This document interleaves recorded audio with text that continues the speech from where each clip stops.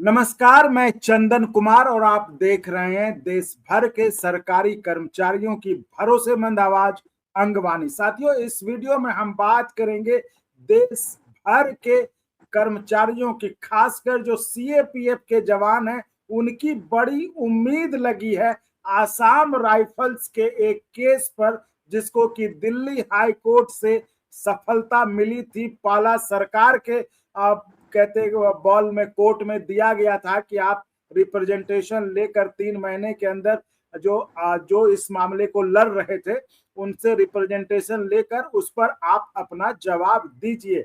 लेकिन जवाब 3 महीने बीत गए, अभी तक नहीं आया था, तो अब जाकर वो सुप्रीम कोर्ट गए हैं। तो इस मामले में क्या प्रगति है, क्योंकि पूरे देश के कर्मचारियों की इस केस पे नजर है, क्योंकि ओपीएस से जुड़ा हुआ मसला है। तो इस पर क्या प्रगति है, 3 महीने से ज्यादा, अब कहिए तो 4 महीना भी हो गया। तो इस पर हम चर्चा करेंगे। इस लड़ाई को जो कोर्ट में लड़ रहे हैं Assam rifles ex serviceman welfare association, उनके जो सेक्रेटरी, जनरल सेक्रेटरी हैं लीगल, तुलसी नायर साहब से। तुलसी नायर साहब पहले भी जुड़े हुए हैं और बताते रहे, और आज हम लोगों ने काफी मेहनत के बाद हम लोग इस चर्चा में जुड़ पाए हैं। वो कहते हैं ना कि एक फौजी जो होता है वो कभी हार नहीं मानता है। तमाम टेक्निकल ग्लिच के बावजूद हम दोनों मिलके लगे रहे कि नहीं, इसको ठीक करना है, ठीक करना है। ठीक करते करते आखिर हम लोग इस चर्चा में जुड़ गए। तुलसी सर, बहुत स्वागत है आपका अंगवानी पर। Okay, thank you very much, धन्यवाद आपका, और व्यूअर्स को भी मेरा धन्यवाद। तुलसी सर, आप पर जो है पूरे देश के, मतलब आसाम राइफल्स के लोगों की तो नजर है ही कि क्या होता है उस केस में, लेकिन आपके केस पर जो आप केस मतलब कोर्ट में लड़ रहे हैं, उस केस पर देश भर के सीएपीएफ जवानों की भी नजर बड़ी इससे उम्मीद से है कि क्या होता है इसमें। तो सर, आप जो आखिरी हम लोगों ने बातचीत की थी वो दिल्ली हाईकोर्ट में मामला था, और वहां पर बड़ी ये उम्मीद जगी थी कि जो हाईकोर्ट ने आदेश दिया कि 3 महीने के अंदर आप एक रिप्रेजेंटेशन बना के देंगे सरकार को, फिर सरकार का उस पर जवाब आएगा, जिससे कि आगे का रास्ता ओपीएस का साफ होगा। लेकिन वो शायद नहीं हुआ। अब शायद आप सुप्रीम कोर्ट गए हैं, तो इन सब पर सर क्या अपडेट है सर, ये थोड़ा बता दें सर।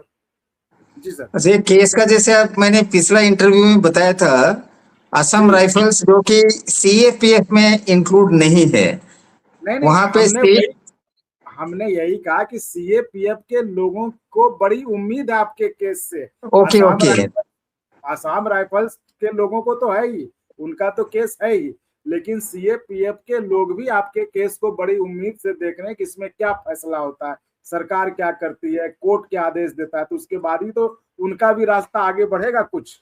ये हमने यस, मतलब पिछले 8 साल से दिल्ली हाईकोर्ट में था। जैसे मैंने बताया, 12 नवंबर 2025 को जो है हियरिंग होने के बाद हमारा जो केस को रिजर्व किया जाता है, 1 दिसंबर 2025 को जजमेंट आता है। जजमेंट में हमें कोई रिलीफ तो नहीं मिलता, लेकिन हमें बताया गया, क्योंकि उस आर्ग्यूमेंट में हमने जज के सामने रखा था, ऑनरेबल जो बेंच है, कि हमें 3rd सेंट्रल पे कमीशन तक आर्मी की बेनिफिट मिलता था equal pay for equal work के हिसाब से। जब 4th सेंट्रल पे कमीशन लागू हुआ 1 जनवरी 1986 के बाद, हमें जो है पुलिस में रखा गया। जैसे हमने कहा कि 25 सितंबर 1985 को AOB rule, government of India allocation of business rule 1961 को अमेंड किया जाता है, और उसी साल बनता है department of internal security MHA में, और हमें जो है पुलिस हेड पर रखा जाता है। उसके बाद जो बीएसएफ सीआरपीएफ वगैरह आते हैं, लेकिन उसके बाद जब निकलता है सीएपीएफ का डेफिनेशन, न्यू नोमेनक्लेचर, ना ही उस नोटिफिकेशन में ना ही एक्स सीएपीएफ में असम राइफल्स जुड़ता है। तो हम पिछले 8 साल से, जैसे आप मैंने कहा, जजमेंट भी निकल रहा है, लेकिन उस जजमेंट में उन्होंने बताया था, जज ने, कि जजमेंट में लिखा हुआ है कि क्योंकि इन्हें जो है आर्मी की पैरिटी में रखा गया था, और उसके बाद क्यों हटाया गया, उसका कोई प्लॉसिबल रीजन ना ही प्लीडिंग्स में और ना ही आर्ग्यूमेंट में रेस्पोंडेंट ने कोर्ट के सामने रखा है। इसलिए हमें एक कॉम्प्रिहेंसिव रिप्रेजेंटेशन देने के लिए बताया गया था पिटिशनर को, और सरकार को, यानी कि कॉम्पिटेंट अथॉरिटी को बताया गया था कि 3 महीने के अंदर इसके ऊपर कंसिडर करना है। लेकिन हमारी जो हम वेट कर रहे थे, हमको जब मिला नहीं, तो 90 डेज के अंदर हमें जाना होता था सुप्रीम कोर्ट में एसएलपी लेके। तो एसएलपी हम फाइल करते हैं 20 अप्रैल, यानी कि पिछले महीने 20 तारीख को उसका एसएलपी का हियरिंग होता है। उसका जो कॉपी देखिए, मैं मेरे सामने है, ये देखिए इसमें। और उस एसएलपी में हमारे बताया जाता है सुप्रीम कोर्ट के जो ऑनरेबल जस्टिस, जो भी उनका जजमेंट आता है एसएलपी के ऊपर, उन्होंने कहते हैं कि जैसे दिल्ली हाई कोर्ट ने हमें एक लिबर्टी दिया था पेटिशनर को एक रिप्रेजेंटेशन देने के लिए, और हमने दिया है, लेकिन उसका जो है अभी तक कोई जवाब आया नहीं है। तो मैं पढ़ के सुनाता हूं आपको, ताकि व्यूअर्स को भी पता चले कि वो जो एसएलपी में क्या लिखा है। एसएलपी में यही लिखा है, देखिए। जी सर, द बिल्कुल। हाई कोर्ट, जैसे सर जी शॉर्ट में बताऊंगा मैं।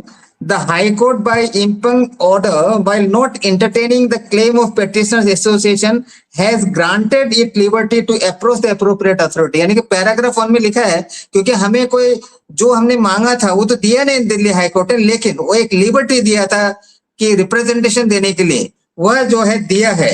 ऐसा करके पैरा 2 में लिखा है, we are inform that availing such liberty the petitioner association has already submitted representation दे चुका है। तो पैरा 3 में लिखा है, देखिए, in such view of the matter we see no reason to entertain this special petition. क्योंकि यह जो रिप्रेजेंटेशन दिया है, लिबर्टी को इन्होंने अवेल किया है, तो एसएलपी को जो है इंटरटेन करने का जो है ये सिचुएशन नहीं है।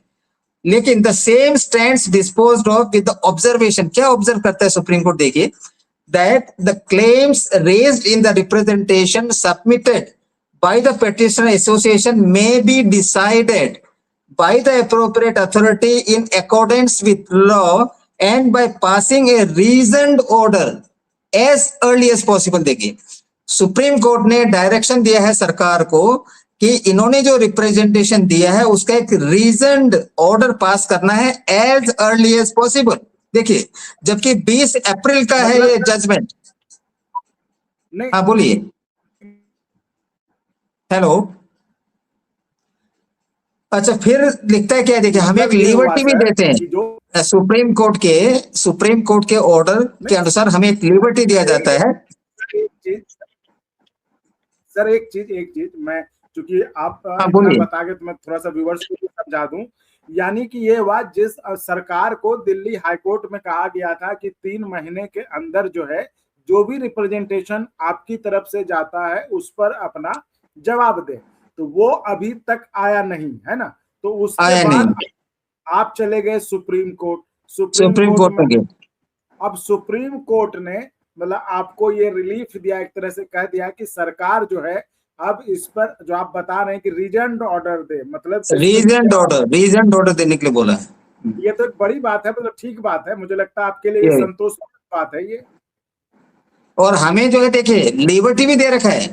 Liberty is reserved to the petitioner association to approach the jurisdictional high court if an adverse order is made by the authority। यदि अथॉरिटी जो हम मांग रहे हैं equal pay for equal work या डिनाई करते हैं, तो हमें एक लिबर्टी दे रखा है पेटिशनर एसोसिएशन को कि jurisdictional high court, that is Delhi high court में हम अपील में जाएंगे। देखिए, अपील में जाएंगे, उसके बाद फिर एसएलपी खुला है। यानी कि जुडिशियल प्रोसेस जो है आरेवा जो हमारे एसोसिएशन है वहां पे खुला है। अभी जो है बॉल जो बोलते हैं सरकार के कोर्ट में है। सरकार ने इसको जो है रीजनड ऑर्डर देना है, जिसका हम इंतजार कर रहे हैं। आप सभी को पता है, व्यूअर्स को पता है, जो असम राइफल्स के भी व्यूअर्स होंगे, कि आज के दिन भी हम जम्मू कश्मीर में आर्मी के अंदर देखिए कई सारे यूनिट और सेक्टर हेडक्वार्टर है जो राष्ट्रीय राइफल के साथ हम ऑपरेशन कर रहे हैं। ये जो पुलिस ड्यूटी नहीं है, ये क्या है, मिलिट्री ड्यूटी कर रहे हैं। और नॉर्थ ईस्ट में भी हमारे जवान मिलिट्री ड्यूटी करते हैं आर्मी की ऑपरेशनल कंट्रोल में। तो हमें एक बनता है, लेजिटिमेट राइट है कि हमें आर्मी की पूरा बेनिफिट दिया जाए जो पहले हमको मिलता था। ऑपरेशनल कंट्रोल में कोई बदलाव नहीं आया है। देखिए, जब हमें ये लोग पुलिस में लेकर गए, जैसे कि पे मास्टर एमएचए है, टास्क मास्टर एमओडी है, बजट जो है हमारे पुलिस हेड से आता है, लेकिन काम आज तक हम कर रहे हैं इंडियन आर्मी के अंदर। तो वो बेनिफिट हमें चाहिए। तो कोर्ट का मामला खुला है, यानी कि बॉल अभी सरकार के उस पर है। और हम आशा करते हैं कि सरकार जो है इसका एक अच्छा से स्टडी करके, और मैं तो ये भी कहूंगा कि जो भी वो लोग कमेटी वगैरह बनाएंगे तो हमें भी शामिल कीजिए, ताकि हम भी बता सकें सरकार को कि कैसे है क्या है करके। जो हमारे पास पूरे अथॉरिटी है, पूरे डॉक्यूमेंट्स है, नहीं यही यही कहना है। इस बार तो मामला अलग है ना, मतलब जो दिल्ली हाईकोर्ट में सिर्फ कहा गया था कि आप जवाब दें इनके रिप्रेजेंटेशन पे, है ना, लेकिन इस बार सुप्रीम कोर्ट ने कहा है कि आप रीजेंट ऑर्डर दें, मतलब उसका Yes, point yes. Wise reasoned order का मतलब क्या हुआ कि पॉइंट वाइज मतलब जवाब देना, रीजेंट ऑर्डर का Yes, मतलब yes. क्या हुआ अगर आप जी हाँ, मतलब ये जो भी हमने पेटिशन जो डिटेल में दे रखा है वो ट्रांसपेरेंसी होना चाहिए, ताकि उसमें यह नहीं आना चाहिए कि जो हमने मांग पूछा है तो उसको नेग्लेक्ट करें, बाईपास करें। ऐसी बात नहीं है, जो कुछ हमने लिखा है पेटिशन में, रिप्रेजेंटेशन में, उसका एक रीजन ऑर्डर देना चाहिए। तो रीजन मतलब ऑर्डर का सरकार जो है अलग सा डेफिनेशन कई सारे जजमेंट में है सुप्रीम कोर्ट के, क्या है रीजन ऑर्डर।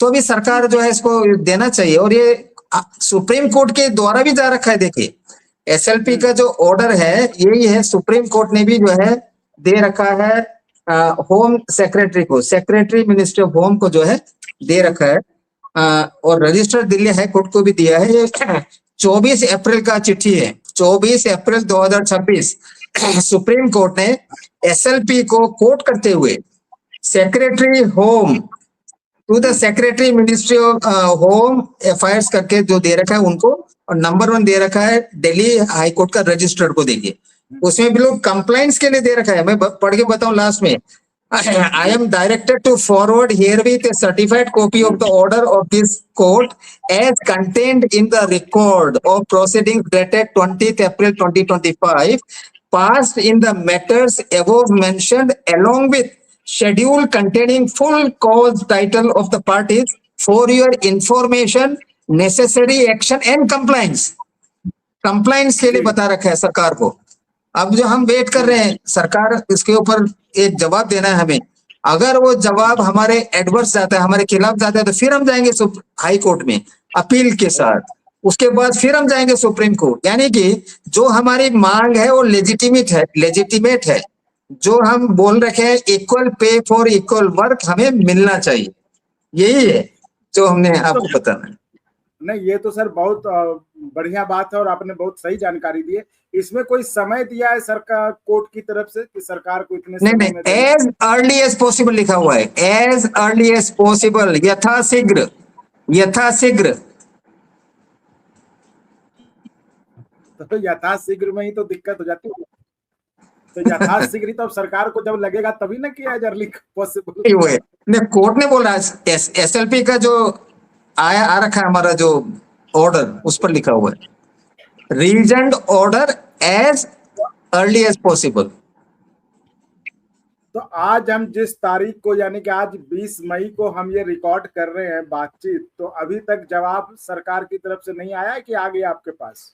नहीं, अभी तक नहीं है। एज ऑन दिस डे आया नहीं है। मैं ट्रिवेंड्रम में हूँ, हमारे हेड ऑफिस यहीं पर है जी। यदि आया होता तो आना चाहिए, हम इंतजार कर रहे हैं। और अभी इसी बात जो है, मैं अभी दिल्ली में गया था, डिफेंस मिनिस्टर ऑनरेबल हमारे जो राजनाथ सिंह जी हैं, उनसे 9, 11, 12, 13 अपॉइंटमेंट में हमारा नाम था।